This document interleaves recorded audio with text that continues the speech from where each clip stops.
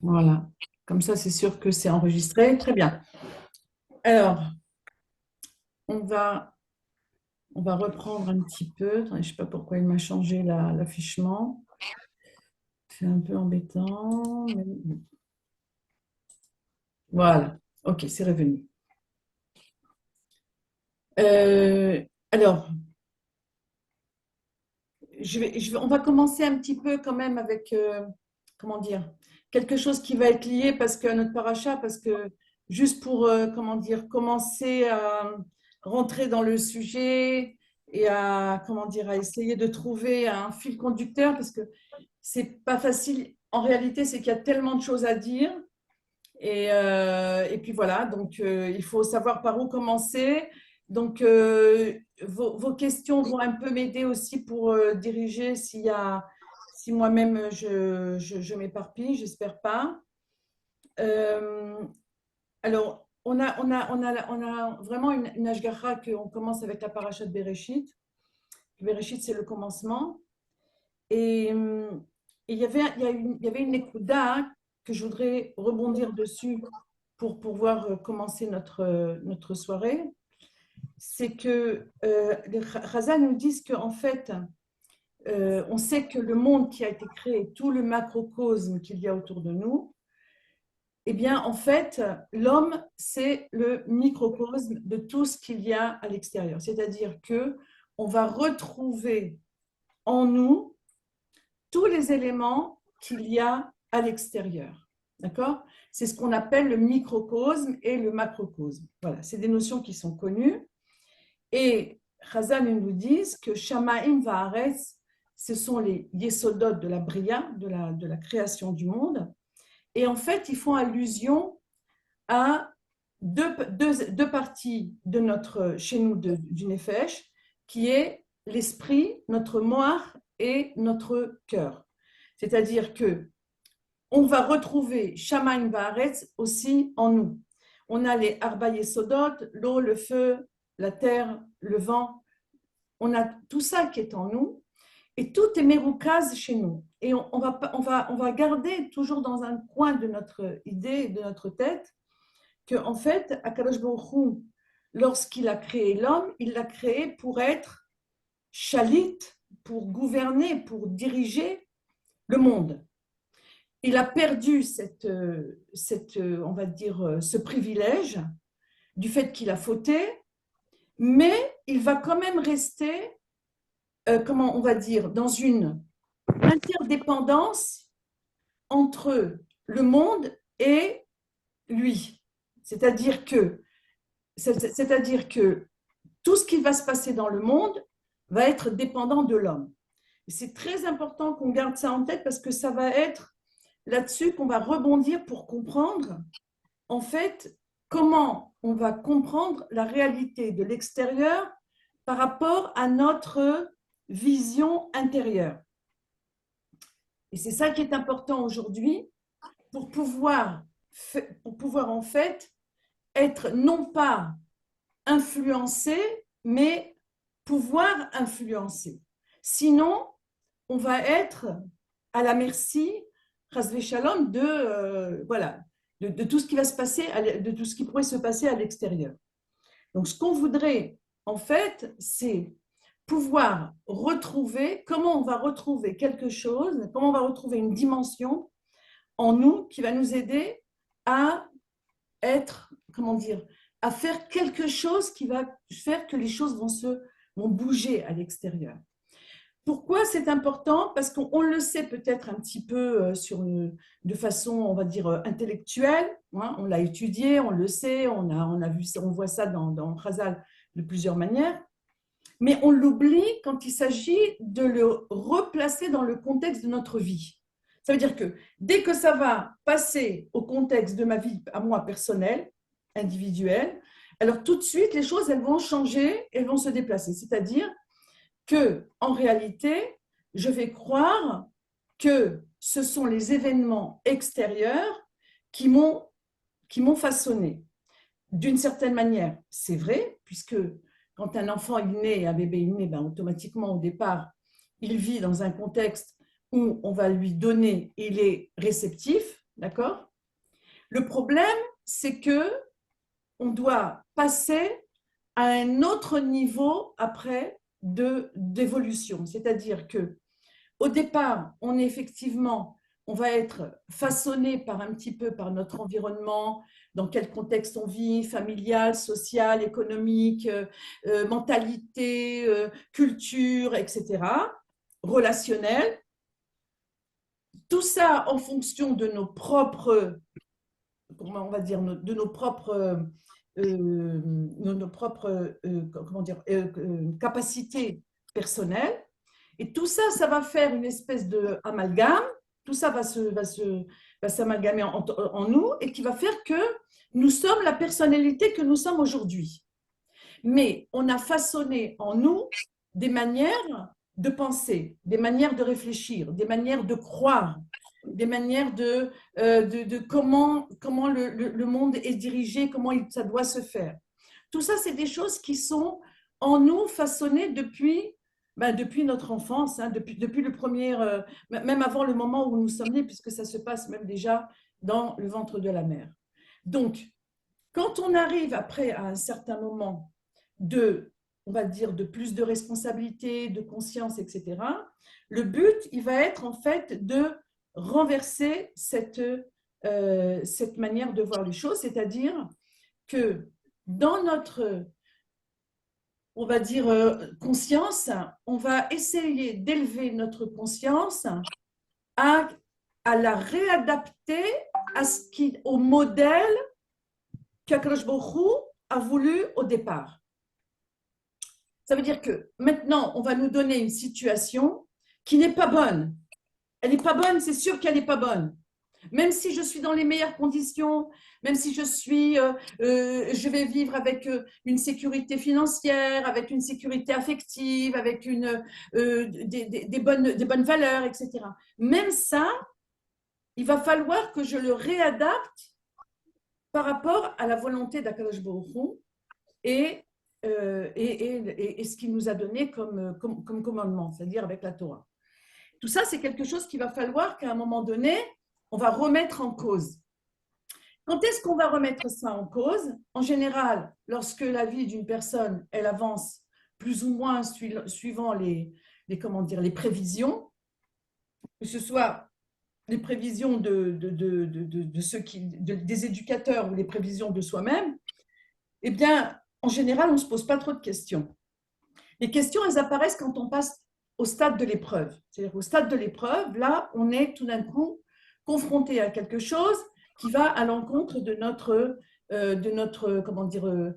nos projets, de notre volonté, etc. Alors, juste pour remettre encore une idée en place, on va reprendre un exemple, parce que c'est notre exemple, c'est l'exemple d'Abraham Avinu, qui est appelé le père de la Emouna, ça veut dire celui qui a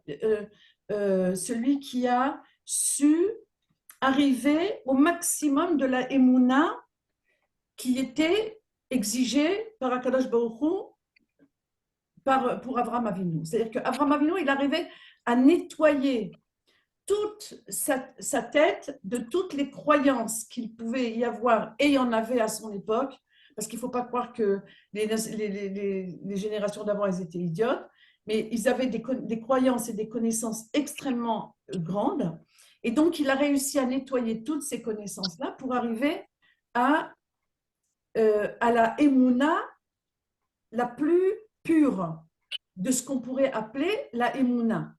Et pour ça, il a fallu qu'il passe par 10 épreuves. Et ces 10 épreuves, elles étaient très dures. Et on sait que la dernière épreuve, c'était l'épreuve de la Hakeda. Alors, on ne va pas s'arrêter sur les 10 épreuves, mais quand on pense que l'épreuve de se jeter dans une fournaise n'a pas été comptée dans la Torah comme étant une épreuve, on le sait parce que c'est écrit dans les Midrashim et c'est écrit par Chazal, comme si que cette épreuve, en fait, c'était quelque chose de tellement évident qu'en fait, il ne pouvait pas faire autrement. C'est-à-dire, c'était évident qu'il devait le faire. Donc, mais tout ça, c'était pour le nettoyer et l'amener à une croyance où il n'y aurait plus aucun doute. Et la plus dure et la plus importante, évidemment, celle qu'on connaît, c'est celle de Yitzhak de la Akedat Yitzhak. Parce que la Akedat Yitzhak, elle a été le cachet final de tout. Mais quelle était l'épreuve de la Akedah? C'est pas parce qu'il a fait la Akedah de son fils et que c'est un père qui va amener son fils à la Akedah. C'était pas ça. Ça, évidemment, c'est énorme. Et c'est très grand. Et c'était déjà un acte qui était d'une croyance et d'une émouna extraordinaire. Mais le plus difficile, c'était que Avram Avinu a dû jeter sa compréhension de tout ce qu'il avait construit jusqu'à maintenant. Parce que la Kedah, elle allait à l'encontre de toutes les croyances, de toute pas de seulement des croyances, de toute sa compréhension, et non seulement ça, mais aussi même de la parole divine qu'il a reçue, qui était de ta descendance, il va y avoir de ton fils Yitzhak, tu auras une grande descendance. Et maintenant, il lui dit de l'amener à la Kedah. Donc, il y avait une contradiction. Donc, la contradiction dans la Emouna, elle n'est pas, c'est pas quelque chose d'impossible. C'est quelque chose qui fait partie de la purification de la Emouna pour arriver à quelque chose de plus grand.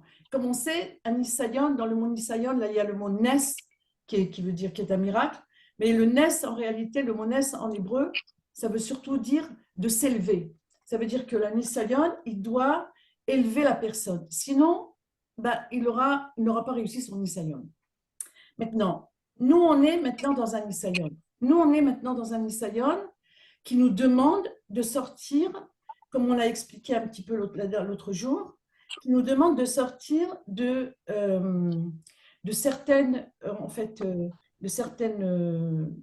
de certains comportements, de certaines manières de penser, de tfussim. Comment on dit les tfussim en français? J'ai oublié. Enfin, vous comprenez en hébreu.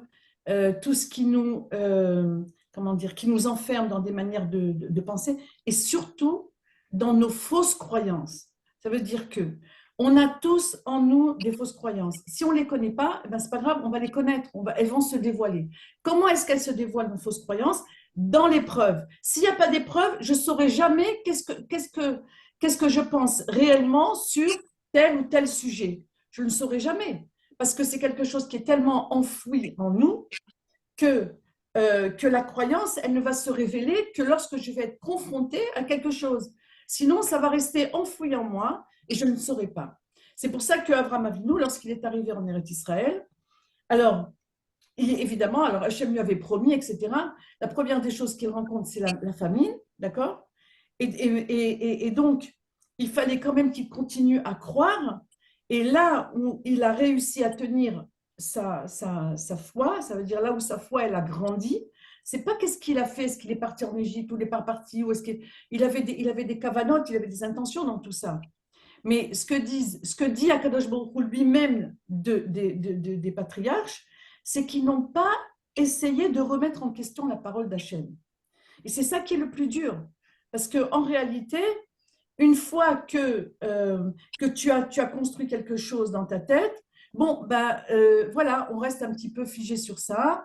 Et puis tout d'un coup, quand il y a quelque chose qui vient le remettre en question, alors tout de suite, on se dit, alors qu'est-ce qui se passe, etc. Et pourquoi, et comment, et c'est pas possible, et ça ne devrait pas arriver, et c'est impossible, etc.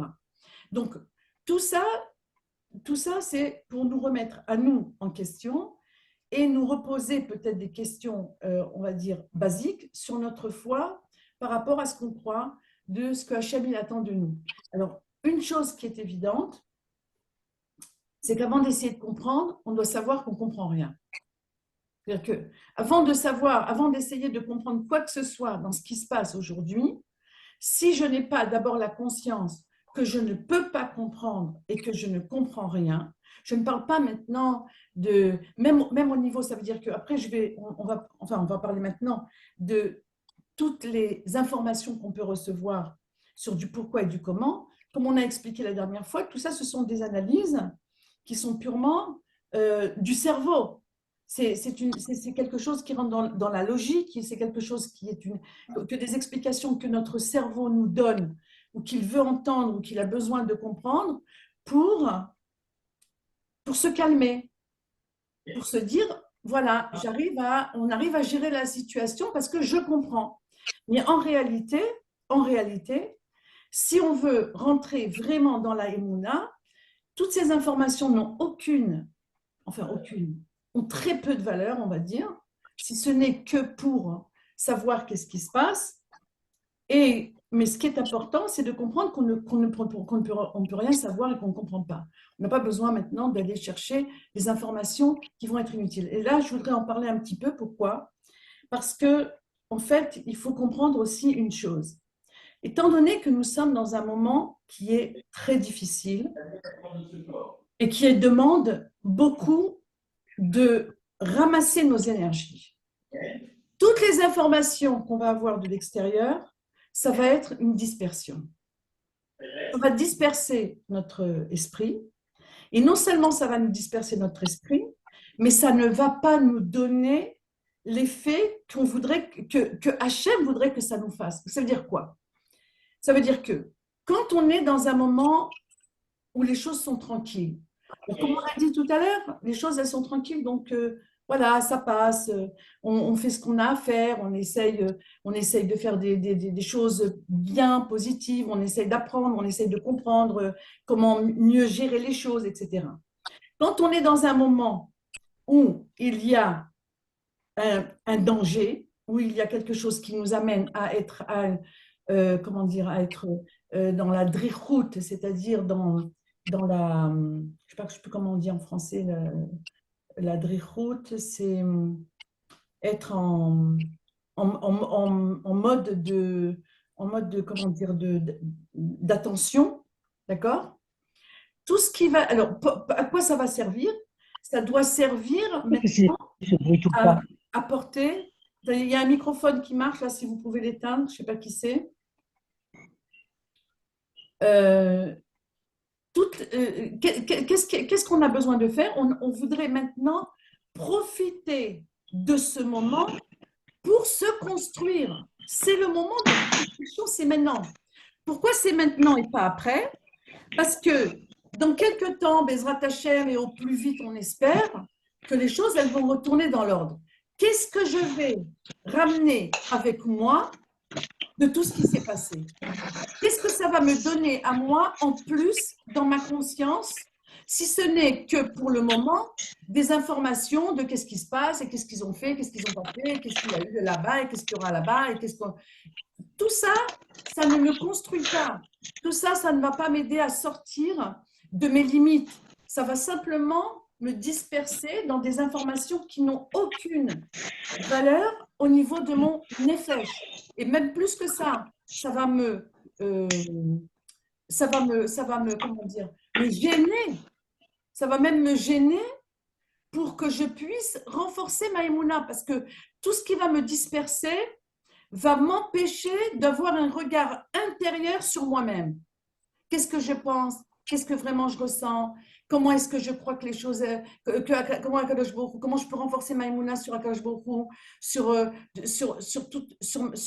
comment dire, comment je veux me renforcer pour avoir la émouna que Akol Beyad Hashem, que tout est entre les mains d'Akadosh Baruch Hu, que c'est lui qui dirige le monde, etc. Si je suis dispersée, mon nefesh ne va pas pouvoir se ramasser et se concentrer sur ce qui est important. Alors après, on saura qu'est-ce qui s'est passé, qu'est-ce qu'il y a eu, c'est pas important. Mais comme on a dit au départ, le mohar et le lève, le cerveau et le cœur, c'est les fondements de notre nefesh. Si mon cœur et mon cerveau ne sont pas suffisamment construits et forts, alors je vais partir dans tous les sens et après, on ne sait pas où est-ce que ça va me mener. C'est-à-dire que moi-même, je ne vais pas pouvoir vraiment me gérer. Donc, j'ai besoin de revenir sur un regard plus intérieur. C'est difficile et je vous assure que tout le monde doit faire un effort là-dessus. Même moi, à chaque fois, je me dis non, c'est pas la peine. Les informations, ça ne sert à rien. C'est pas, il faut le minimum pour savoir où est-ce qu'on en est et s'il y a comment dire, des instructions spéciales ou quelque chose. Mais pas plus que ça.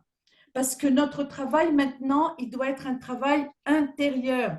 Tout ce qu'on nous demande de faire maintenant dans cette épreuve, c'est de retourner sur nous-mêmes. Moi, où je suis maintenant dans ma émouna, moi, où je suis maintenant par rapport à mes émotions. Alors, on voulait parler beaucoup des émotions, parce que les émotions, c'est ce qui nous, c'est ce qui nous bouge aujourd'hui, c'est ce qui nous bouscule, d'accord? Et comme on a dit la dernière fois, c'est que nos émotions, elles sont gérées par nos sens qui nous ramènent des informations de l'extérieur et qui nous font réagir. Et ce qu'on avait dit la dernière fois, c'est qu'on essaye de prendre conscience, pardon, de prendre conscience de plus en plus de nos émotions. Il ne s'agit pas de les refouler ou de les ignorer, mais au contraire, de savoir que c'est ça que je ressens pour le moment, mais que je ne veux pas m'identifier à ça pour ne pas être à la portée de mes émotions et me laisser entraîner dans des choses dans des peurs, dans des angoisses, dans des choses comme ça, où je ne vais pas plus savoir après comment me retrouver. Mais si je n'ai pas un regard intérieur sur moi-même, je ne vais pas pouvoir le faire. Parce que je vais chercher des informations à l'extérieur pour pouvoir calmer ce qui se passe à l'intérieur. Qu'est-ce que ça veut dire? Ça veut dire que maintenant, je vais aller, alors je vais me disperser mon esprit, écouter de la musique. Je ne dis pas qu'il ne faut pas écouter de la musique, au contraire, il faut le faire. Mais si je le fais parce que mon intention est de me disperser, alors ce n'est pas bon. Si je le fais parce que mon intention est de me recentrer, alors là, c'est déjà mieux. Me recentrer, ça veut dire que je veux reprendre le contact et la connexion avec moi-même et avec Maïmouna et avec Hachem, etc. Et prendre conscience de quelles sont mes fausses croyances qui me dirigent à l'intérieur. Et ça, c'est un travail qui ne peut se faire que si j'accepte d'abandonner, de croire que c'est l'extérieur qui va m'apporter sécurité, bien-être,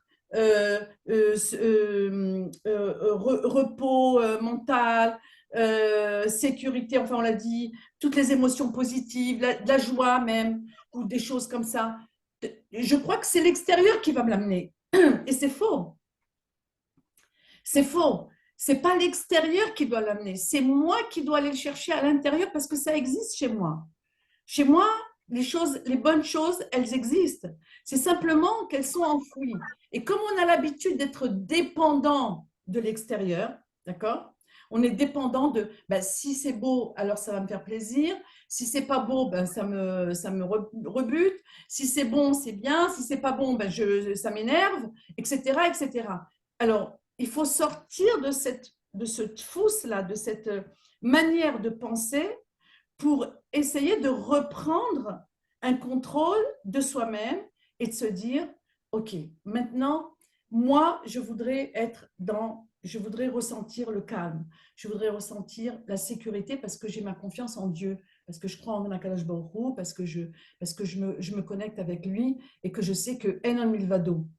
Mais si je ne le répète pas, mon cerveau, il va partir. Regardez, il y a une chose qui est très importante à savoir. Les pensées, on a expliqué la dernière fois, ça va, ça vient, c'est tout le temps en mouvement. D'accord? C'est tout le temps en mouvement. On ne fait jamais vraiment attention à ce qu'on pense. Ça vient, et puis tout d'un coup, on voit autre chose, alors on pense à autre chose, et puis tout d'un coup, on entend quelque chose, alors ça nous fait repenser à quelque chose.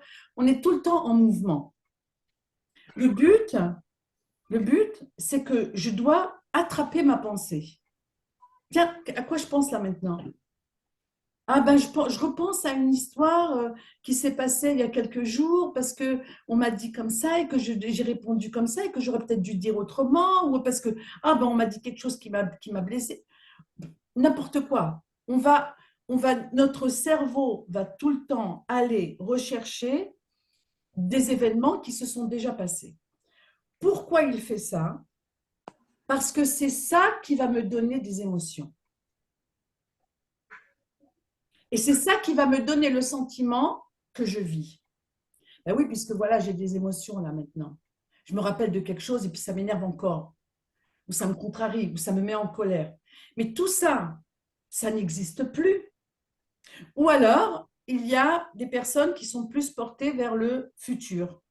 Parce qu'ils se disent, tiens, soit ils ont des visions plus positives du futur, soit des mauvaises visions du futur. Alors, ils ont des peurs, ils ont des angoisses. Ils disent, mais oui, mais qu'est-ce qui va se passer? Qu'est-ce qu'il y aura? Et qui s'imaginent des choses, etc. Tout ça, tout ça, ce sont des dispersions. Alors, ça, c'est des dispersions en plus des dispersions qu'on a de l'information de l'extérieur. Alors, je ne sais pas si vous voyez où est-ce qu'on est dans toute cette histoire. On se retrouve à peine. Ça veut dire qu'on ne sait même plus où on est. On ne sait plus, comme on dit en français, on ne sait plus où on habite. Mais il faut qu'on retourne dans notre habitation à nous, privée intérieure, dans notre propre habit et habitat. Ça veut dire qu'on doit retourner dans notre propre maison intérieure. Ça veut dire quoi? Ça veut dire que, comme on a dit, nos pensées, elles bougent, mais dès que je suis consciente que je suis en train de partir dans une dérive, dans un film extérieur, boum, je dois me recadrer. Je dois moi-même retourner dans le présent. Qu'est-ce qui nous crée des angoisses? C'est si, par exemple, je pense de trop à qu'est-ce qui se passe là-bas. Qu'est-ce qui s'est passé l'autre jour? Qu'est-ce qui pourrait se passer? Tout ça, ce sont comment dire, des films qui vont envoyer des messages à mon cerveau et qu'au bout d'un moment, mon cerveau, eh ben, c'est mon système biologique qui va fonctionner et je vais être dans la peur, dans des émotions négatives, etc. Et je vais être peut-être même agressive parce que mon cerveau, qu'est-ce qu'il a reçu comme information? Attention, il y a un danger, il faut se défendre. Mais si je regarde l'extérieur autour de moi, pour le moment, ça va. Je suis dans un endroit sécurisé. Mais comme mon cerveau, lui, il ne comprend que d'après les images que je lui envoie, là où il va, ou que je lui envoie, alors automatiquement, je retourne dans des émotions négatives. Donc, toute l'idée, c'est de se dire comment je vais reprendre le contrôle de moi-même. Est-ce que vous me suivez? Est-ce que c'est clair? Est-ce qu'il y aurait peut-être des questions? Ou est-ce qu'on continue? Il y a quelqu'un qui veut intervenir ou on continue? On Non, continue. parce que tu... Bon, d'accord. Qui c'est qui parle? Viviane. Viviane, oui, qu'est-ce que tu veux dire, Viviane? Non, parce que tu as commencé à nous expliquer la dimension tu as commencé à nous expliquer Bereshit. Tu Hmm. nous as parlé de Abraham, la dimension d'Abraham. Tu as expliqué que c'est dans l'épreuve que on se réalise. C'est à travers l'épreuve qu'on se réalise, c'est ça?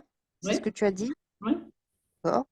Et, et que, et que l'idée, c'est de ne pas s'éparpiller et de se relier à Hachem pour rechercher, pour augmenter la émouna et la confiance que l'on porte à Kadosh Baruch Hu dans oui, cette épreuve, oui. que, que, que- dans cette épreuve. OK. Alors, juste pour préciser un petit peu plus, c'est que l'épreuve, en fait, il est là pour authentifier nos émotions, nos croyances, notre croyance. Ça veut dire que, que lorsqu'il y a l'épreuve, ça veut dire l'épreuve, c'est quoi? C'est la difficulté. Alors, c'est là que ma émouna, elle va être authentifiée.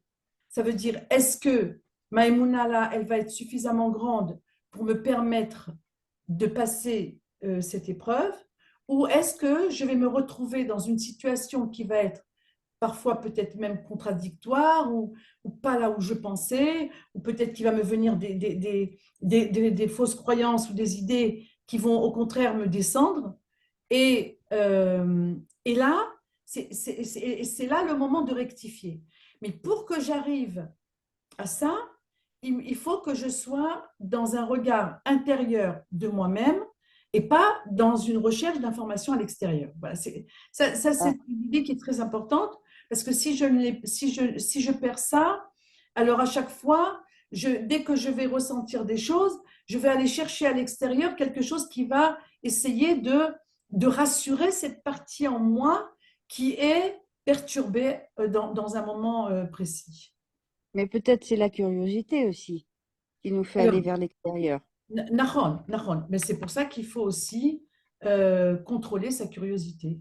Ça veut dire que ma curiosité, elle ne peut pas être plus, elle ne doit pas avoir une place aussi importante que ma conscience de qu'est-ce que je veux maintenant obtenir de cette situation. Ok, Naron, ok, c'est plus ou moins compris. Ok. Donc, on va essayer un petit peu de continuer. Alors, moi, ma question, c'est aussi de savoir, est-ce que vous avez essayé de mettre en place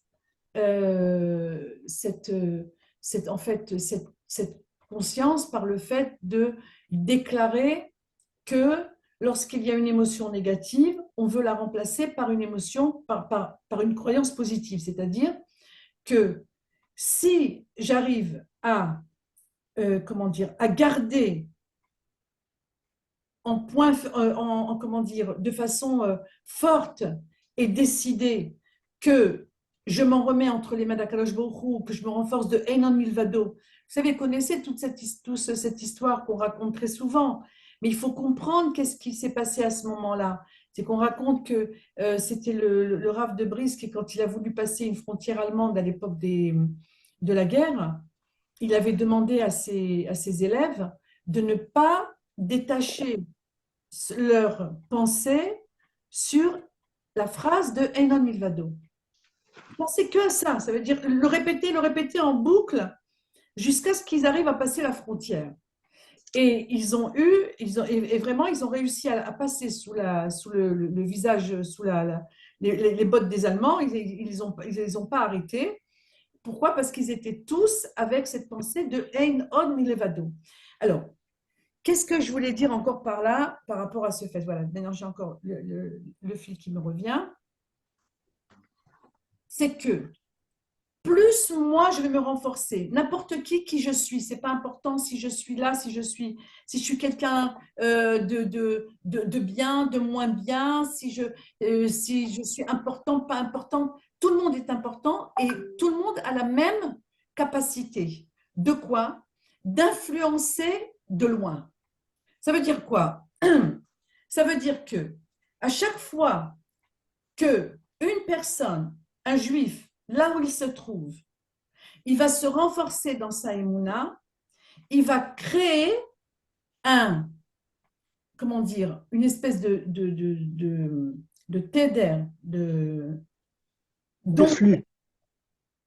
d'onde qui va être envoyée à toutes les âmes. Vous savez qu'on est tous liés par les âmes. Nos neshamot, elles sont toutes liées. Il y a des familles de neshamot, comme on dit. Il y a des âmes qui sont liées. Maintenant, on ne les connaît pas. On ne connaît pas les âmes avec qui nous sommes liés. Chacun, il a des âmes qui dépendent de lui, ou lui-même, il dépend d'une âme plus grande que lui.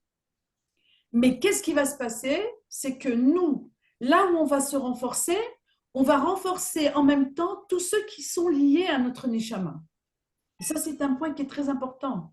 C'est peut-être le point le plus important de tout, parce qu'en dehors du fait que moi, je vais travailler sur ma conscience personnelle, je vais en même temps entraîner que quelqu'un qui est dépendant de ma neshama, eh ben, et cette personne-là, elle va se renforcer dans la émouna aussi. Même si elle a aucun rapport avec moi dans la réalité. Mais du fait que nous sommes liés au niveau des neshamot, c'est déjà des connexions au niveau des neshamot. Et donc, mon influence est extrêmement importante et responsable. Ça veut dire que là maintenant, là où je suis chez moi, je ne fais rien du tout, je ne peux rien faire de toute façon, hein, à part ce qui m'intéresse à moi personnellement dans ma vie. Et je peux rien faire pour l'extérieur. Mais ce que je peux faire, c'est que quand moi je vais me renforcer et que je ne vais pas me disperser et que je vais donner plus de kohot, plus de force à ma neshama, je vais en même temps renforcer des neshamot, peut-être de chayalim qui se trouvent sur le front, peut-être Hachem Ishmor, des gens qui sont qui ont été pris en otage, peut-être des gens qui se trouvent à l'autre bout du monde et qui ont des paniques et qui ont peur, etc. Mais le fait que moi, je me renforce, je vais automatiquement envoyer une énergie qui va être positive, une énergie de Emouna, et ça va faire boule de neige. Ça veut dire que ça va envoyer encore plus, encore plus, encore plus, encore plus. Parce que chacun, il va entraîner qu'un autre, il va penser mieux. Il va penser plus de Emouna. Plus on va faire rentrer de la Emouna, et plus cette Emouna, elle va pouvoir se révéler à l'extérieur. Et ça, c'est le point, Beau, on va dire, le point le plus essentiel. Parce que ça très nous beau. ramène à notre responsabilité en tant que peuple juif, en tant que ce que nous sommes, en fait, chacun là où il se trouve. Et ce n'est pas important là où il se trouve. Parce que chacun, il est lié à d'autres âmes. Et pour cette chose-là, comme on dit, Kol Israël Arevim Zelazé. Alors en général, on dit Arevut Zelazé parce que voilà, parce que tu fais pencher comment dire le plateau à droite ou à gauche des mitzvot ou des averot Hasvé Shalom. Mais il n'y a pas que ça. Il n'y a pas que ça. Il n'y a pas que le fait que j'ai fait une mitzvah, alors j'ai donné plus de corps. Ça, c'est vrai. Mais il y a beaucoup plus que ça. Il y a juste le fait de la pensée. Vous savez, c'est comme on avait dit l'autre jour il y a trois dimensions. La dimension de la. Comment ça euh, il y a la dimension de. Comment ça s'appelle de l'acte, de la parole et de la pensée. D'accord? Alors, et au niveau de la pensée, les choses, elles sont beaucoup plus fortes. Alors, c'est ce qu'on appelle, c'est ce qu'aujourd'hui on appelle même, comment il s'appelle, le Ben Ishraï. Il avait dit, aujourd'hui, je crois qu'en science, ils appellent ça l'effet papillon. C'est quoi l'effet papillon? C'est un petit battement d'aile qui va faire qui va faire un tsunami à l'autre bout du monde. Un petit battement d'aile dans un côté va faire un tsunami de l'autre côté. Mais ça, on le sait de Chazal depuis très longtemps. Le Ben Ishraï, il a dit aussi, toutes les tempêtes qu'il y a dans le monde, c'est à cause du Lachon Hara qu'on fait. Alors, c'est pas, je veux dire, c'est quelque chose qu'aujourd'hui, aujourd'hui, on arrive un peu même à l'expliquer d'une façon, on va dire, physique, comme ils veulent, mais on le sait de façon spirituelle. Ça veut dire au niveau spirituel, on arrive, on sait que nos pensées, elles ont une influence. Et donc, si nous, on se renforce au niveau de la Emouna, eh bien, on va renforcer d'autres juifs qui sont à l'extérieur et qui auront peut-être à un moment donné une bonne pensée, une pensée de Emouna, une pensée de Tchouba, n'importe quoi. Ça, c'est notre, comment dire, au niveau de notre conscience. Regardez, il y a aussi une autre chose. Vous savez, même. אז רגע, כן, וואי, סליחה, attendez, excusez-moi, je vous ai embêté là, attendez, je vais Vous quitter. pouvez fermer le. Ouais, merci. Et c'est quoi cet effet papillon? Qui a parlé de cet effet papillon? Ben, comment dire, les neurosciences, ils parlent de ça, les Ah, scientifiques, d'accord, les d'accord. gens qui, aujourd'hui, justement, je voulais vous parler un petit peu de ça aussi, c'est qu'aujourd'hui, il y a de plus en plus une conscience, je ne parle pas de chez nous, je parle au niveau même des nations, où tout est inclus dans le tout et tout influence le tout. Ça veut dire qu'il n'y a rien dans le monde qui est indépendant. Tout influence sur tout. D'ailleurs, mais nous, encore une fois, nous, c'est écrit depuis des millénaires, enfin depuis le début de la création, puisque même dans Bereshit, Akadosh Baruch Hu, quand il a créé l'homme, il lui a dit, regarde, j'ai créé un monde qui est magnifique. Il est beau, regarde-le, il est magnifique ce monde. Mais tu dois savoir une chose, que ce monde, il va dépendre de tes actes à toi. Si toi, tu restes, tu t'élèves au niveau spirituel, le monde va s'élever au niveau spirituel. Si toi, tu descends au niveau spirituel, le monde, il va descendre. Donc, tout ce qui se passe, c'est cet effet-là de réaction sur une petite chose qui pourrait sembler banale ou pas tellement importante, mais qui finalement va, oui, avoir de l'influence. Elle va, oui, provoquer quelque chose qui va faire que, eh bien, il y aura des dégradations au niveau de la nature. Et tout ce qu'on vit aujourd'hui au niveau des changements de la nature, de tout ce qui se passe, des tsunamis et tout ça, et des catastrophes écologiques, ça vient de quoi? La catastrophe écologique, ce n'est pas parce qu'il y a trop d'industrie, ce n'est pas parce qu'on consomme de trop. Ça, c'est une conséquence, mais ce n'est pas la vraie cause. La vraie cause, c'est notre comportement spirituel. La vraie cause, c'est notre comportement moral. C'est ça qui fait qu'on en est arrivé à ce qu'on est arrivé. Alors, ça a entraîné qu'il y a de l'hyperconsommation et que ça fait de la dégradation au niveau écologique, etc. Et qu'on court après, comment dire, la quantité et pas la qualité. Mais tout ça, c'est écrit dans Bereshit déjà. C'était une condition pour que le monde puisse continuer. Et maintenant, on est à la fin. À la fin, on constate qu'en réalité, tout est en train de s'autodétruire. Mais où ça commence, encore une fois, ça commence par le fait qu'on doit faire un retour sur soi-même et rechercher en nous-mêmes où est-ce que nous sommes, où est-ce que nous sommes dirigés par nos fausses croyances. Alors, on va rajouter encore… Il faut donner un exemple. Comment? Il faut donner un exemple. C'est très large ce que tu dis là. C'est trop vaste? Oui. C'est trop vaste, d'accord. Regardez, si je veux faire quelque chose, d'accord? Je voudrais, comment dire… même si je veux faire, c'est pas important, ça peut être, je veux faire une mitzvah, ou je veux faire un travail, même si c'est pour ma parnassa, ou n'importe quoi. Je voudrais commencer quelque chose, mais j'ai en moi une petite voix qui va me dire, mais tu sais, c'est pas possible. Maintenant, cette voix, elle va pas venir tout de suite. Elle va pas se dévoiler au départ. Au départ, elle est au niveau inconscient. Mais elle va se dévoiler par la suite lorsque je vais avoir fait la chose. Si ça a réussi, si ça n'a pas réussi, je dis, je savais. Je m'en doutais. Mais tu te doutes de quoi? Tu savais quoi? Ça veut dire qu'on a parfois des petites voix qui nous parlent inconsciemment et qui nous donnent déjà des réponses sur quelque chose que, apparemment, dans notre conscient présent, qui pense que ah ouais, j'aimerais bien ça, oui, j'aimerais bien gagner beaucoup d'argent, par exemple. Mais en réalité, ma croyance profonde, elle me dit, mais tu sais, mais ça vaut pas la peine. Ça vaut pas la peine. Ou c'est trop difficile. Tout ça, ce sont des fausses croyances. Alors, on va essayer, je vais essayer encore de ramener encore d'autres exemples.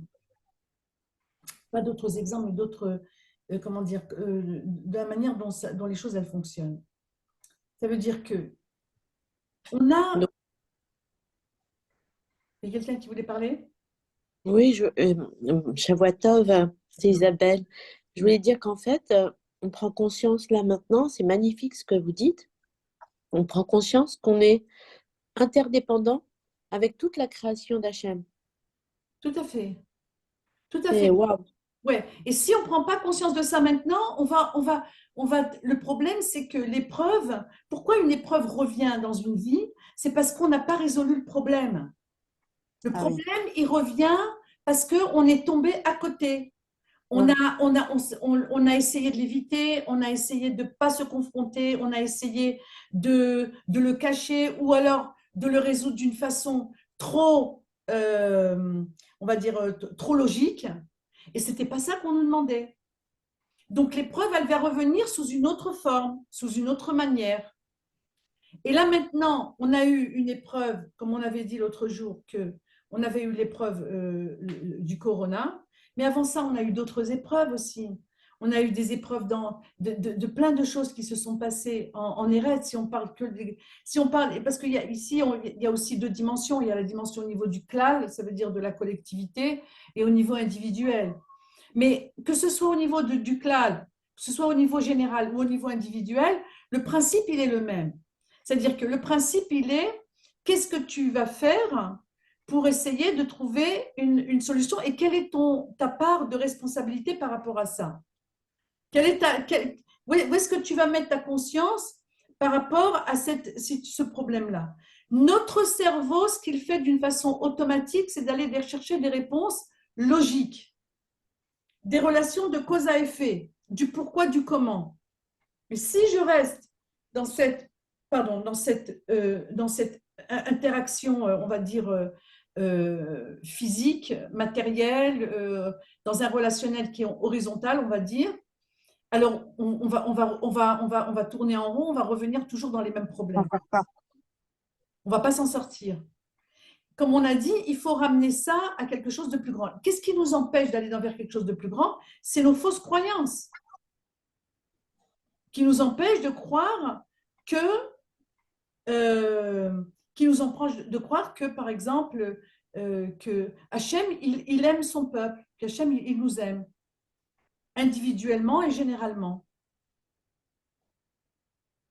Vous savez, regardez, je vais vous donner un exemple dans la Torah. Dans la Torah, c'est écrit, quand les Bnei Israël sont sortis d'Égypte, alors il y a eu plusieurs événements, etc. Et il y a eu l'histoire des Meraglim. Et bon, et alors il y a eu plusieurs, comment dire, échanges. Oui, pourquoi on ne veut pas rentrer en Érès? Parce qu'il y a des géants, des peuples et tout ça qui sont trop forts et tout, etc. Bon, tout ça, c'était dans le Sefer de Bamidbar. Quand on arrive au Sefer Dvarim, Moshe Rabbeinu, il nous dit que quand il y a eu l'histoire des Meraglim, il dévoile une dimension qui n'était pas dévoilée avant. Quelle est la dimension qu'il dévoile? Il dit, vous avez pensé que Hachem, il nous hait, et que c'est pour ça qu'il nous a fait sortir d'Égypte. Je ne sais pas si vous vous rendez compte du niveau, en fait, d'incohérence qu'il peut y avoir dans cet argument, qui est un argument de Hémet. Ça veut dire que le Hémet, les Hamito de toute l'histoire de pourquoi ils ne voulaient pas, de toutes les histoires qu'il y a eu dans le Midbar, c'est que quelque part, ils avaient au fond d'eux-mêmes, peut-être pas tout le monde, hein, mais une partie du peuple en tout cas, le sentiment que c'est parce qu'Hachem, il nous déteste. Mais qui c'est qui va croire une chose pareille? Et pourtant, et ça c'est une fausse croyance, c'est une fausse émouna qui était complètement cachée à l'intérieur d'eux-mêmes et qui sait qu'il n'y a que Moshe Rabbeinu qui a pu le dévoiler. Il n'y a que Moshe Rabbeinu qui a pu dire « Ah, c'est parce que vous pensiez que Hachem, il vous hait, c'est pour ça qu'il vous a fait sortir d'Égypte. Vous pensiez ça, c'est pour ça que vous avez fait tous les problèmes après. » Mais personne n'était conscient, personne ne pouvait dire ça d'une façon, comment dire, déclarée. Alors qu'est-ce qui se passe? Il y a des, comment dire, des alibis. Non, mais c'est à cause de ça, non, mais c'est pour ci, non, mais c'est pour ça. Mais c'est quoi au fond, c'est quoi? Qu'est-ce que tu penses en réalité? Qu'est-ce que tu penses en réalité? Alors, tout ça, ça ne peut se dévoiler chez nous que si réellement je fais un retour sur moi-même et que j'accepte d'écouter une voix qui va peut-être me dire quelque chose d'incohérent ou qui me fait peur ou que je me dis que c'est évident. Une fausse croyance, en général, c'est quelque chose d'évident. Et c'est pour ça qu'on a du mal à la détecter. Mais comment on va la détecter? C'est quand, si je vais dire, je voudrais, je vais dire, oui, mais moi, j'ai la Emouna. Regardez, on a parlé d'Avraham Avinu. Avraham Avinu, il s'est jeté dans une fournaise pour dire qu'il croyait en Dieu. Non, mais tu as besoin après encore de faire des épreuves à Avraham Avinu pour que sa Emouna, elle soit encore plus claire.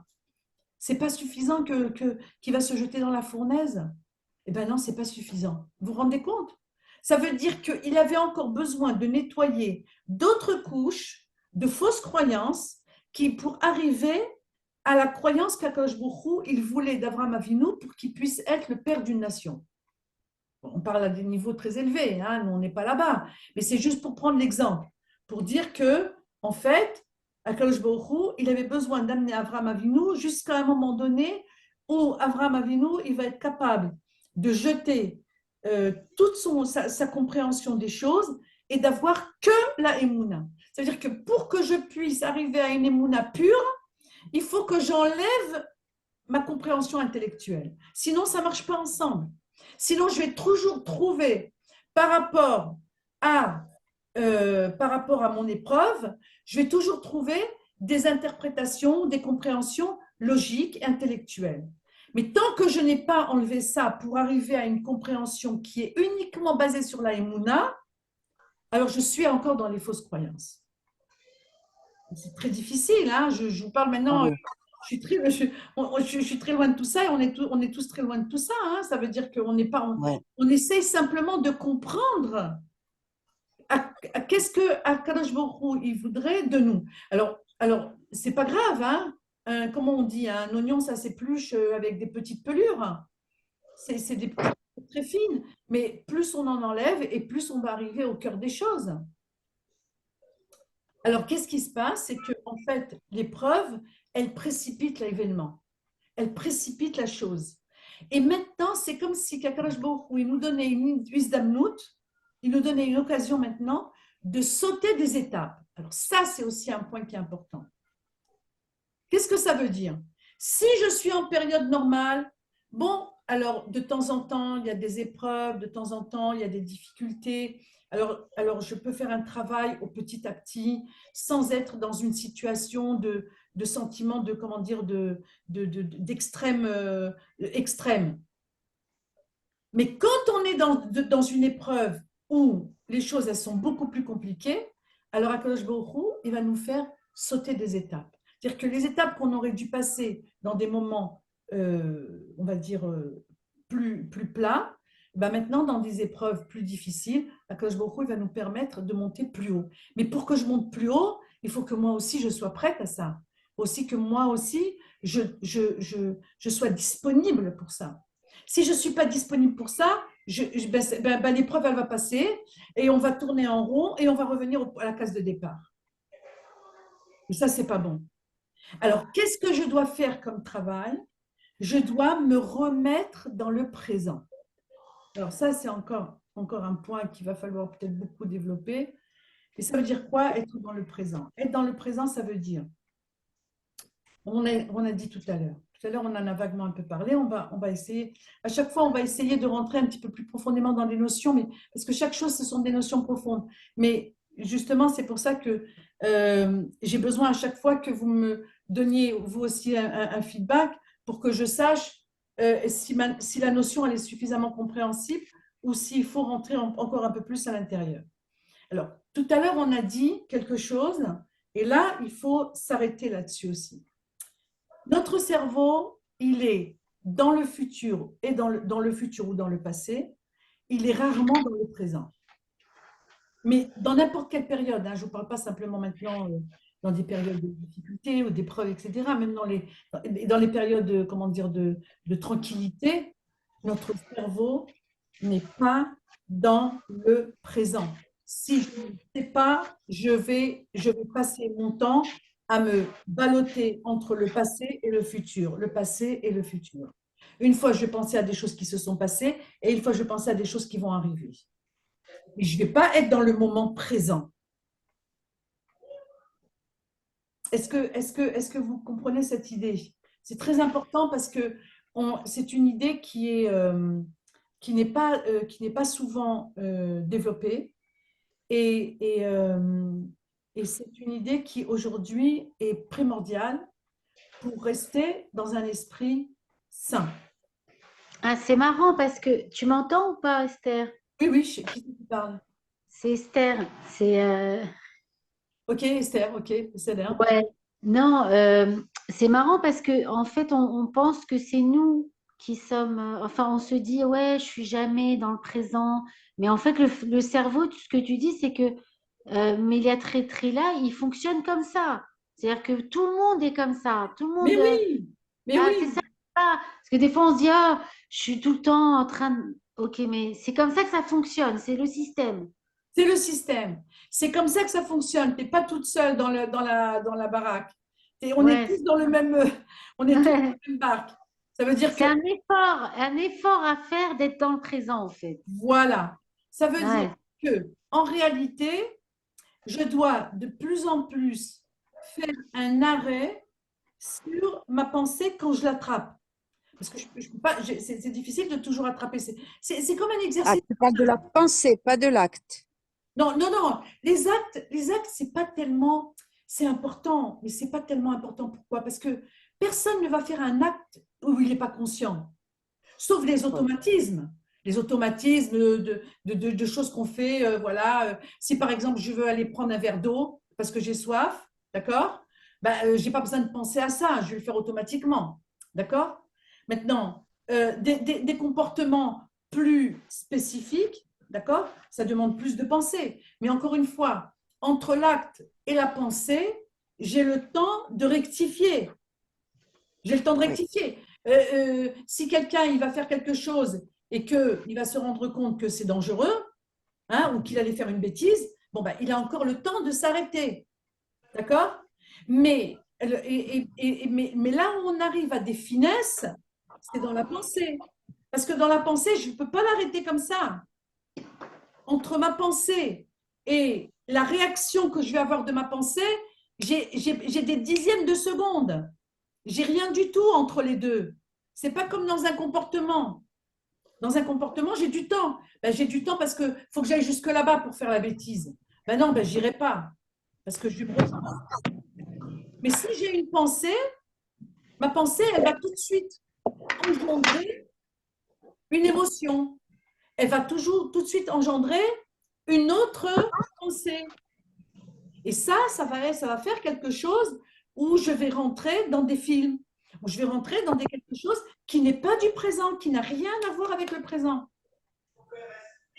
Pour que je puisse être dans le présent, il faut que je fasse un acte dans le sens, pas d'un acte physique truc, mais un acte mental, c'est-à-dire que même si on va dire, allez, on peut pas faire ça toute la journée, mais si je me prends 2-3 moments dans la journée, je me dis, bon, maintenant, il faut que je fasse, c'est comme on dit, on va faire un focus.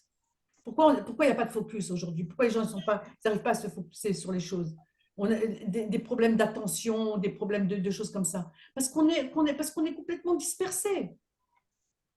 Donc, si je veux maintenant me recentrer, je vais encore une fois essayer toujours de repenser que tout est une question de recadrage et de recentrer, de se remettre en alignement avec soi-même.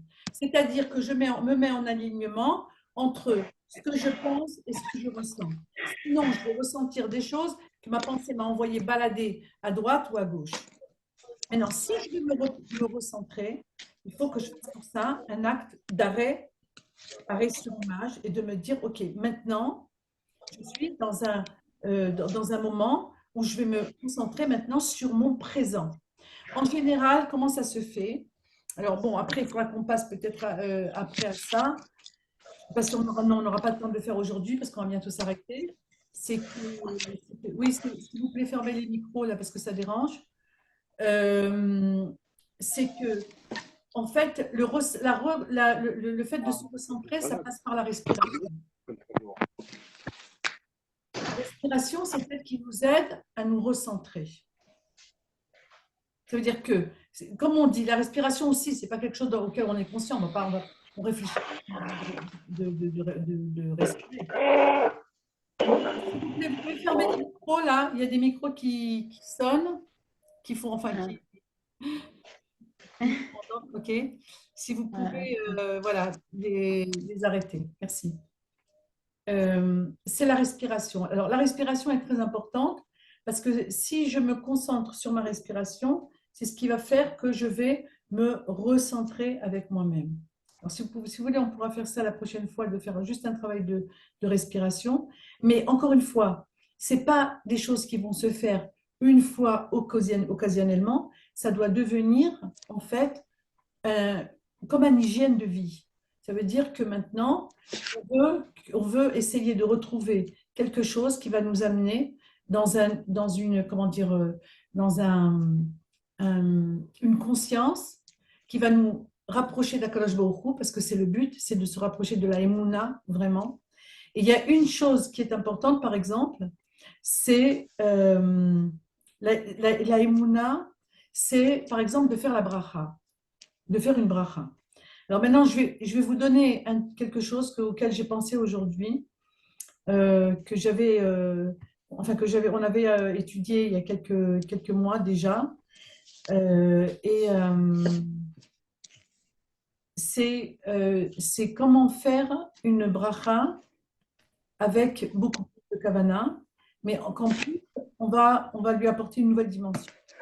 Alors, il y a comment dire, il y a un Mahamar de Chazal qui dit que quand quelqu'un se trouve en détresse, dans une situation difficile, alors il a le devoir, et c'est une mitzvah, de faire un éder. Maintenant, faire un éder, c'est quelque chose dont tout le monde a peur, parce qu'un éder qui n'est pas tenu est beaucoup plus grave que si quelqu'un ne fait pas le néder. C'est-à-dire un éder, c'est quelque chose d'un peu on va dire, de dangereux. Donc, mais il y a une solution pour ça. La solution qu'il y a, c'est que la personne, elle puisse faire un éder. Tout ça, ça ne vient pas de moi. Hein. Ce n'est pas des choses que je vous dis que j'ai inventées. Tout ça, c'est Chazal. Et c'est aussi Rabbi Nachman qui ramène cet enseignement pour se renforcer justement dans la Emouna. C'est que quand je vais faire un petit néder, c'est-à-dire quelque chose que je peux tout de suite appliquer, pas dans 5 minutes, pas demain, pas dans 1 heure, mais sur le moment même, alors ça, c'est quelque chose qui renforce au niveau de la Emouna. Par exemple, je sais que je vais maintenant faire une bracha sur un verre d'eau, parce que je vais boire. De toute façon, je vais boire. De toute façon, je vais manger. Donc, c'est quelque chose que je vais faire, et qui est, voilà, qui est dans l'instant présent. Dans l'instant présent, je vais faire, au lieu de faire ma bracha d'une façon un petit peu comme ça, rapidos, et puis j'oublie même si je l'ai fait ou si je ne l'ai pas faite, je veux la faire à voix haute. Parce que le fait de le faire à voix haute, Chazal nous disent que quand on entend la bracha, ben ça nous renforce aussi dans la Emouna. C'est un moyen de se renforcer dans la Emouna. Donc, je vais faire maintenant 2 choses. Et on va faire une 3e après, vous allez voir. Et tout ça, c'est en 1 seconde. La première chose, d'abord, c'est que je sais que je vais maintenant manger ou boire cet aliment. Deuxièmement, je vais faire le néder que je vais faire ma bracha à voix haute. Alors, comme c'est un néder que j'accomplis tout de suite, donc il n'y a pas de problème. Mais je vais faire plus que ça. Je vais utiliser ce néder pour faire une demande, une fila. Ça veut dire que voilà, maintenant je vais faire le néder, que je vais faire une bracha à voix haute, parce que la bracha, je ne peux pas faire un néder que je vais faire une bracha. Une bracha, tu es obligé. Donc, je ne peux pas faire une bracha sur quelque chose sur lequel je suis obligé de le faire. Mais je peux faire un éder sur quelque chose que je n'ai pas l'habitude de faire, par exemple, que je vais faire ma bracha à voix haute maintenant. Et comme je vais faire ma bracha à voix haute et que j'ai fait le néder, je vais l'utiliser comme ça pour, par exemple, pour prier, pour la réfoua de quelqu'un, pour que les soldats reviennent en bonne santé, qu'ils reviennent tous, pour la tzlacha du mifsa, pour les otages qui reviennent vivants, pour la réfoua des malades ou quelque chose comme ça.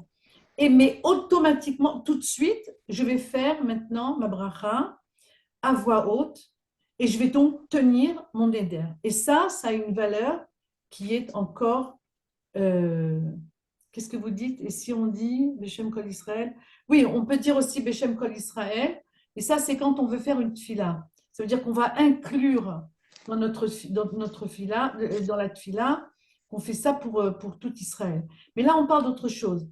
On parle que là, maintenant, je suis dans une action, ça veut dire qui est, comment dire, ponctuelle maintenant, par rapport à une bracha. Et une bracha pour manger, on peut en faire, je ne sais pas combien par jour. Hein? Et le fait de faire ça avec un éder et de le faire à voix haute et de le tenir tout de suite, ben ça, ce sont des choses qui aussi ont des répercussions au niveau, comment dire, spirituel. Et tout notre but, c'est, en fait, comme on a expliqué l'autre jour, c'est de sortir de notre petitesse pour arriver à quelque chose de plus grand. Et pour arriver à quelque chose de plus grand, ben, on ne peut le faire que si on s'inclut avec le clan d'Israël et avec Akadosh Baruch Hu et avec les tzadikim. Voilà. Esther, Esther, excuse-moi, j'ai une petite question Oui, en ce qui concerne le Neder, oui, d'accord? oui, L'histoire du Neder, Rabbi Nachman, il en parle, il a une Torah là-dessus dans le Likutei Moharan, d'accord, oui, sur le Neder. oui, Maintenant, de faire un Neder, c'est quelque chose de très grave. Donc, c'est pour ça qu'on l'associe tout de suite à une action qu'on oui. va faire immédiatement pour pas, Voilà. Chas Shalom, prendre le risque de ne pas faire le Neder, d'accord? Mais il dit même, je crois avoir lu dans un Likutei Halachot que quand tu fais un Neder, c'est comme si que tu faisais une Torah. Comme si que tu faisais descendre une Torah, un enseignement d'Akadosh Baruch Hu, un autre livouche dans laquelle Akadosh Baruch Hu va l'itlabesh, il va s'habiller. Par contre, dans le fait d'associer ce Neder-là, d'accord, Ouais. que tu vas faire à la Yeshua, la délivrance de quelque chose, Oui. il en parle où, ça? Alors, ça, c'est un autre point. Nahon, D'où il en parle, ça? ça c'est un point. La vérité, c'est un point. J'ai fait une shelatrave là-dessus. J'ai demandé à mon rab et je lui ai demandé est-ce que c'était Nahon de le faire comme ça. Et il m'a dit oui. Donc j'ai le ishour, si tu veux. J'ai une confirmation qu'effectivement on peut le faire. Parce qu'il faut comprendre que à partir du moment où tu fais un, comme tu as dit, voilà, tu as dit exactement le mot qu'il fallait. Quand tu as fait un éder, tu crées, c'est comme une Torah, d'accord? Maintenant, c'est comme si que tu avais fait de quelque chose voilà, que tu devais faire, que tu as pris sur toi de faire, et que tu l'as inclus dans une mitzvah en plus. Donc, tu as créé comme si tu avais créé une Torah. Mais de ça, tu peux t'en servir pour que ça devienne une tfila. Tu comprends, Cécile? Ou tu n'es plus là? Bon, je ne sais pas si tu as coupé Si, je suis là, je suis là, mais comme les enfants, ils me parlaient, donc j'étais obligée de couper. Ah, d'accord. Non, mais est-ce que tu comprends? Ça veut dire qu'en fait, ta Torah, elle devient une tfila et tu l'utilises pour que ça serve à quelque chose. Ça va servir à quelque chose. Il a fait, j'ai compris. C'est-à-dire qu'en réalité, tu associes pas ton éder à une délivrance. Tu associes ton éder à une tfila, en fait. Voilà, tu fais de cette Torah une tfila. Voilà. Donc voilà, là je retrouve Rabbeinu. Ok, mais c'est bien, j'ai compris. D'accord? Alors, donc, tu associes ton éder à une tfila, et donc c'est bon, puisque tu vas l'appliquer tout de suite. Après, pourquoi? Parce qu'il y a une. Non, parce qu'il y a un enseignement de Rabbi Nachman qui dit que de chaque Torah, on doit faire une tfila pour pouvoir appliquer cette Torah. Parce que si un enseignement, il ne sert à rien si tu ne pries pas avec. Parce que si tu ne pries pas avec cet enseignement pour pouvoir l'appliquer, tu vas croire que c'est toi qui fais cet enseignement. Et toute l'histoire, c'est de ne pas croire que c'est nous. C'est la rachamim d'Hachem qui te permet de faire cet enseignement-là. Donc, tu es obligé de l'associer à une fila. Et donc là maintenant, comme on veut pas maintenant, qu'est-ce qu'on cherche là maintenant? Ce qu'on cherche maintenant, c'est d'essayer de développer notre conscience et d'avoir plus, parce que plus on va attirer. Alors, il faut savoir aussi une chose, on a parlé maintenant de tout le monde entier qui est dépendant de nous en tant qu'être humain, que ce soit individuel ou collectif, tout est interdépendant. Comment? Cécile, tu peux fermer ton micro? Ce n'est pas moi, ce n'est pas moi, ce n'est pas moi, je l'ai fermé. Alors, je ne sais pas qui est-ce qui a un micro muté. Regardez. Et ça? Mais ça, c'est de la pâte. Est-ce qu'il pourrait fermer son micro? Bah, je nettoie, c'est pas. Ouais. Ça va passer. Ethan, ferme le micro. C'est un monsieur, une dame qui s'appelle Ethan. Je sais pas. Attends, je vais essayer de le désactiver. Voilà, elle a désactivé. C'est bon. Ok. Donc, alors, ce qu'on a dit tout à l'heure, qu'on essaye, on essaye de voir à quel point nous sommes dans une interdépendance.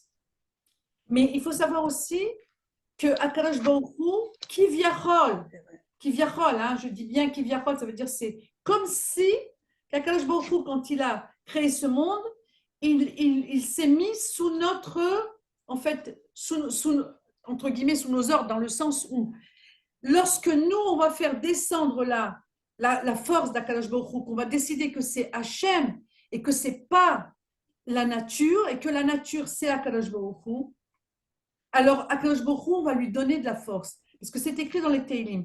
Tenu oz Elohim.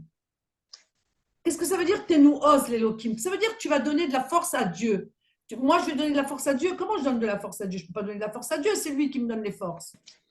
Mais donner de la force à Dieu, ça veut dire que à partir du moment où je le dévoile dans l'espace et dans le temps où je suis, eh bien, ça va lui permettre à lui d'agir aussi. C'est-à-dire que tant que tu crois que les choses elles vont se faire parce que c'est naturel, parce que c'est normal, parce que c'est les lois de la nature, etc., etc., alors c'est comme si tu coupes le monde de Dieu.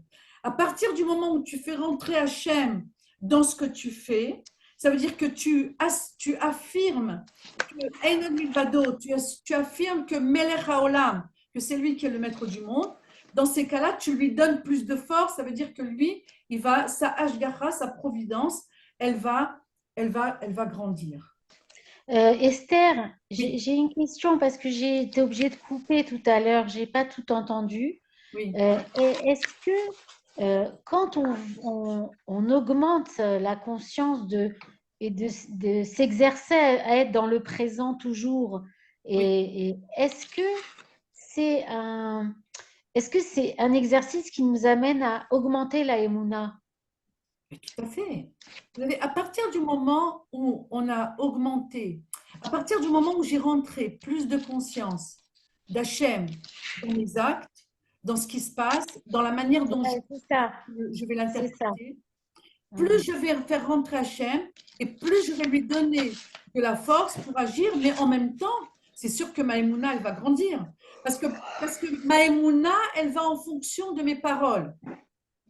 Rabbeinu, il a dit ça, Rabbi Nachman explique ça aussi très longuement. Il dit qu'il faut parler des paroles des émouna. Même si tu n'es pas encore à ce niveau-là, même si tu n'es pas encore là, Oui, plus tu vas parler des paroles de émouna, plus la Ouais. émouna va agir en toi. D'accord? Maintenant, nous, tout ce qu'on veut, c'est essayer de se débarrasser de toutes les fausses croyances. Alors, qu'est-ce qui va se passer? C'est que ça va créer des bugs en nous. Ça va créer des espèces de bugs. Parce que tout d'un coup, j'ai dit quelque chose de la Emouna, et boum, après, il y a quelque chose qui va venir me contredire intérieurement.